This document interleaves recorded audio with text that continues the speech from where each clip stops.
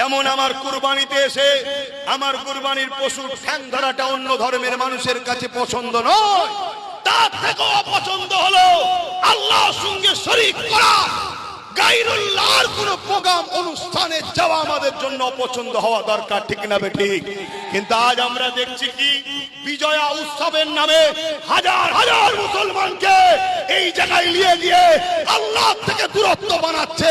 কেন? ওরা জানে এদের সঙ্গে যদি আল্লাহ সম্পর্ক থাকে এদেরকে মেটানো সম্ভব হবে না। আগে আল্লাহ থেকে দূরত্ব তৈরি করা আমাদের হুঁশি নাই, আমাদের হুঁশি নাই।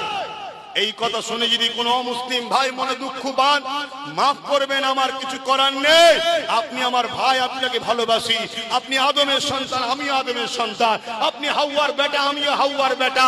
আপনার কাছে যেমন আপনার ধর্ম প্রিয়, ধর্ম যেটা নিষেধ করেছে আপনি করতে পারেন না, আমার কাছে আমার স্রষ্টার সঙ্গে কোন জিনিসকে শরীক করার জিনিসটা আমার কাছে এত বড় পছন্দ, আমি মরণকে আপন মনে করি। গায়রুল্লাহ শরীক হওয়া কোন জিনিসকে পছন্দ করতে পারি না। কেন? আমার স্রষ্টা যিনি আমাকে দুটো চোখ দিয়েছে, দুটো কান দিয়েছে, দুটো হাত দিয়েছে, দুটো পা দিয়েছে, কিডনি দিয়েছে, কুকুর আমাকে বানাইনে, আশরাফুল মখলুকাত বানিয়েছে, সেই গায়রুল্লাহর সঙ্গে শরীক করে সেই আল্লাহর সঙ্গে কখনো ধোঁকা দিতে আমি পারি না, পারি না, পারি না। তাই আমার ইসলাম যেখানে নিষেধ করেছে সেখান থেকে আমাদের যুব সমাজকে বাঁচাবার জন্য একজন ইসলামের দায়ী হিসাবে, ইসলামের প্রচারক হিসাবে এটা আমার দায়িত্ব। নাই কিয়ামতের দিন আল্লাহ আমার জিভকে টেনে জাহান্নামের কাঁচি দিয়ে কাটবে। তুই হক কথা বলিস নি কেন বল?